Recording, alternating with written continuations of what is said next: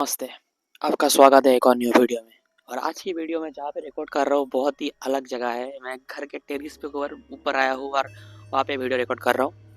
आज की कहानी बहुत ही इंटरेस्टिंग है और ये कहानी जहाँ से आया है ये पूरा मेरे घर के आसपास वाला गांव है मुकुंदपुर। मुकुंदपुर में बहुत पहले एक हादसा हुआ था, जो हादसा शायद गाँव वालों के मतलब कुछ चीज़ हम गाँव में रहते तो उनको पता नहीं चलता, तो इसकी वजह से उन लोगों ने कुछ गलती कर दिया था और उसका नतीजा उनको अभी भुगतना पड़ रहा है। ये कहानी ऐसे शुरू हुआ था कि एक आदमी के अंदर बहुत कुछ मेडिकल डिसऑर्डर होते हैं और उसमें एक डिसऑर्डर का नाम है कि रात में चलना। रात में चलना भी एक मेडिकल डिसऑर्डर है, लेकिन कोई कोई किसी किसी को लगता है कि एक ब्लैक मैजिक है, जहाँ पे जो इंसान रात में चलता है उनके उसके अंदर कोई ब्लैक मैजिक है या फिर उस पर कोई बुरी शक्ति है, इसकी वजह से वो रात में चल रहा है। और कुछ इसी गलती की वजह से मुकुंदपुर में अभी के टाइम जो हादसा हो रहा है ना, जो डर पैदा हुआ है ना, तो आप मान नहीं सकते। कहानी शेयर किया है रोक्तिम माइती ने। तो कहानी शुरू करते हैं यहाँ पे। तो सबसे पहले नमस्ते, आप लोगों का स्वागत है एक और न्यू वीडियो में। जय श्री राम। वीडियो शुरू करते हैं। आज कुछ ज़्यादा नहीं बोलूँगा। आज से ठीक 2003 पे वेस्ट बंगाल पे एक मुकुंदपुर गांव में एक उत्सव चल रहा था। एक भीम भीम मेला होता है, भीम भीम होता है ना, भीम भीम पूजा होता है। जैसे महाभारत में भीम थे, उस भीम का पूजा चल रहा था। उस पूजा के दौरान एक लड़का, नितिन नाम का एक लड़का अपने मौसी के घर आया था। यंग लड़का था, 13-14 साल का। उसके साथ उसके मम्मी पापा आए थे। तो उस लड़के का एक मेडिकल कंडीशन था। वो मेडिकल कंडीशन ये था कि वो रात के टाइम चलता है, अकेला चलता है। लेकिन इस कंडीशन के बारे में उसके घर वाले को भी अच्छे से पता नहीं चलता था। बिकॉज क्या होता था कि बच्चा रात पे चलने जाता था, वो सुबह जब सब नींद से उठते थे तो अपने घर पे ही पाया जाता था वो, तो किसी को पता नहीं चलता था। तो जब उससे वो अपने मौसी के घर आया तो उस त्योहार के दौरान उसके साथ एक हादसा हुआ और उसी हादसे की वजह से शायद वो जो कंडीशन पैदा हुआ ना, उसकी वजह से उस गांव का भी एफी करना पड़ रहा है। 2003 के उस दिन पे और लड़का एज यूजल खाना वाना खाया अपने मौसी के घर पे। खाना वाना खा के 9 बजे सो गया था। उसके साथ उसके पापा भी सोए थे। एंड 9 बजे सोने के बाद वो लोग क्या किया था पता है, दरवाजा खुला रख देते थे। बिकॉज किसी को टॉयलेट जाना है या ऐसा कुछ करना है तो हो सकता है। तो क्या हुआ, वो बच्चे का जो मेडिकल डिसऑर्डर था वो रात पे चलने का, उस बच्चा उस दिन में रात पे चलने के लिए लग गया, रात पे चलना स्टार्ट कर दिया। और रात पे चलते चलते वो गाँव के एक सुनसान सड़क की ओर से जाने लगा, जहाँ पे करीब 5 से 10 घर थे। उन 10 घरों में एक इंसान था। उस 10 घरों में बीच एक मिडिल पे एक घर था। उस घर पे एक इंसान था जिसने इस बच्चे को देखा रात पे चलते हुए और जो जंगल की तरफ जा रहा था। तो उस इंसान ने इसको रोकने की कोशिश किया कि बेटा तू कहाँ जा रहा है, रुक जा कहाँ जा रहा है। ये बच्चा रुका नहीं। तब वो इंसान डर गया। वो इंसान इसलिए डर गया, उसको लगा कि कोई बुरी शक्ति उसके गांव में घुस गया है। तो इसीलिए वो इंसान ने क्या किया, वो इंसान अपने गांव वाले को इकट्ठा किया, सबको उसी रात पे सबको इकट्ठा किया। इकट्ठा करके वो लड़का जिस तरफ गया उस तरफ लेके गया। और जब गांव वाले टॉर्च लेके उस बच्चे का पीछा करे तो उसको एक खजूर के पेड़ होता है ना, खजूर रस मिलता है, खजूर के पेड़ के सामने उस बच्चे को पाया गया। वो बच्चा खड़ा हुआ था वहाँ पे और वो जो पेड़ की तरफ ऐसे दिख रहा था, क्योंकि उस जब खजूर के पेड़ के पास एक ना दीवार टाइप का था, उस खजूर के पेड़ के पारी। तो वो बच्चा उसके पार जा नहीं पा रहा था। तो ये लोग सोचे कि वो बच्चा कुछ काला जादू कर रहा है। तो इन गांव वालों ने इतना ना समझते, गांव वालों उनके पास शिक्षा की कमी थी, तो उन लोगों ने क्या क्या, सबने बड़े बड़े लाठी लेके आए। लाठी लेके आके उस बच्चे को उसी दौरान उसी हालत में मार मार के मार दिया। इतना हमारा बच्चा मर गया वहाँ पे। अब सुबह तक इनके घर वालों को पता चला, जब बॉडी आइडेंटिफिकेशन के लिए लोग आए तो पता चला कि कुछ ऐसा हालत था। उसके मम्मी पापा को अच्छे से पता नहीं था कि बच्चे का ये डिसऑर्डर है। मतलब वो अपने मौसी के घर त्योहार पे आया था, उसका एक मेडिकल कंडीशन था, उसको पता भी नहीं था उसके साथ क्या हो रहा था। और रात पे चलने लगा, किसी इंसान ने उसको देख लिया, अपने गांव वालों को इकट्ठा किया। गांव वालों को इकट्ठा करके उस बच्चे को सब सोचे कि काला जादू कर रहा है, इसलिए उस बच्चे को 14 साल के बच्चे को मार दिया। और सोच सकते हो। लेकिन इसमें ना मेरे हिसाब से गांव वालों के भी कसूर नहीं था। बिकॉज हम आप जैसे शहर के लोग जो शहर पे रहते हो, उन आप लोगों के पास ज़्यादा आप लोगों के अंदर शिक्षा रहता है। आपको ये पता है कि मेडिकल डिसऑर्डर क्या होता है।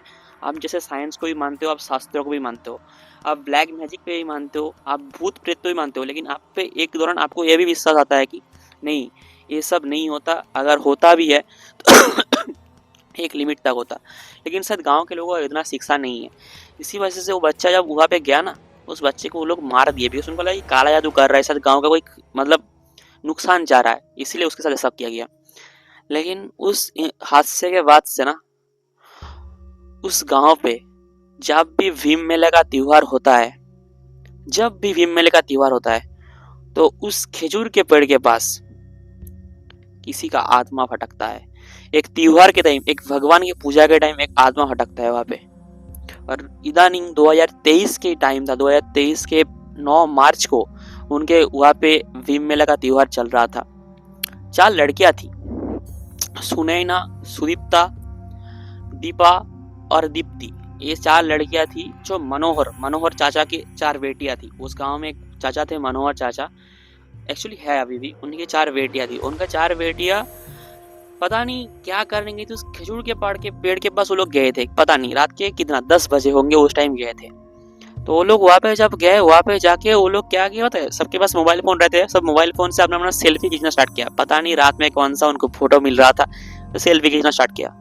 अब शायद मतलब एडवेंचरस हो रहा था उनकी दिल के अंदर कि हाँ यहाँ पे बहुत सालों पहले कुछ ऐसा हुआ था, हम ऐसे कर रहे हैं। तो ऐसे करते करते जो सुनी ना अपने फोटो से, मोबाइल से फोटो ले रही थी, उसकी फोटो में अचानक जो सुदीप तक खड़ा था उस पेड़ के पास, उसकी फोटो ले रही थी, अचानक उसके फोटो के साथ किसी और का फोटो आया। लेकिन सुनी ना जब सबको फोटो दिखाने की कोशिश की, अपने बाकी दोस्तों को, अपनी बाकी बहनों को, तब उनको कोई दिखाई नहीं दी, कुछ दिखाई नहीं दिया। अब ये लोग सुनने का बात कोई माना ही नहीं, सब बोले कि यार तू मजाक मत करियो, तू एक काम कर, तू वहाँ पे खड़ा हो जा, हम तुम्हारे फोटो लेते हैं। तो सुदीप्ता फोटो लेना स्टार्ट की और सुनैना वहाँ पे खड़ा था। अब सुदीप्ता जब फोटो ले रही थी, तब सुदीप्ता को भी कुछ ऐसा ही दिखाई दिया कि कोई तो खड़ा है। अब ये जब इन लोगों को दिखाने की कोशिश किया, कोई नहीं माना। लेकिन सुनैना पहले देखी थी, सुदीप्ता को अब दिखाई दी, एडमिन वहाँ पे कुछ था। तब सुदीपा और दीपा जो थी, ये लोग मान नहीं रहा था, ये लोगों को अभी तक बिलीव नहीं हो रहा था, ये लोग गलत कुछ बोल रहे थे। इनको पता चला कि ये लोग कुछ मजाक कर रहे हैं।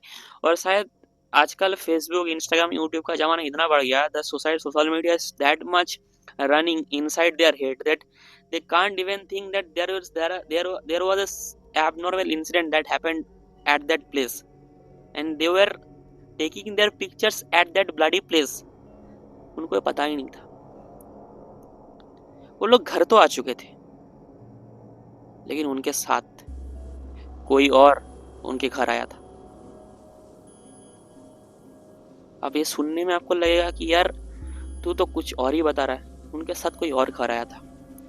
क्योंकि वो त्योहार 2 दिनों का था। पहला दिन उन लोग ऐसे पिक्चर वगैरह, तस्वीरें वगैरह खींचे।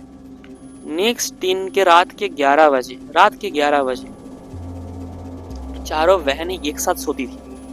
काफी बड़ी हो चुकी थी, 13-14 साल की सब होगी, 15-16 साल की ऐसी होगी। तो मनोहर चाचा की जो बीवी थे, वो उनके घर गए, घर जाके सबको खाने के लिए बुलाया। तो सामू दीपा को लगा कि मेरे को अभी खाने का मन नहीं है, मैं नहीं खा रहा, आप इन बहनों को खाने के लिए दे दीजिए, मैं बाद में जाता हूँ। तो दीपा वहाँ पे वेट कर रही थी, बाकी उसके बहन खाने के लिए गई। दीपा जब वेट कर रही थी तब करीब 9 बज रहे थे। लेकिन दीपा शायद उस टाइम उसका तबीयत भी अच्छा नहीं था, तो उसने बहनों को बोला कि एक काम कर, तू लोग जब जाएगा ना लाइट बंद करके जाना। तो उसके बहन लाइट बंद कर दी। उसकी बहन जब लाइट बंद करके गई, तब दीपा सुनसान घर में अकेला थी। उसको लगा कि यार वो जिस बेड पे सोई हुई थी, जहाँ पे 4 बहनें सोती थी उसके साथ, वो अब अकेला थी।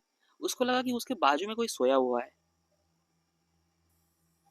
अब जब वो ऐसे सपोज राइट साइड पे ऐसे वो फेर के सोई हुई थी, then she was trying to, मतलब ऐसे जब उसके हाथ पड़ा, जैसे उसका हाथ पड़ा, शी हैड टच समथिंग, उसको लगा कि मैंने किसी को छुआ।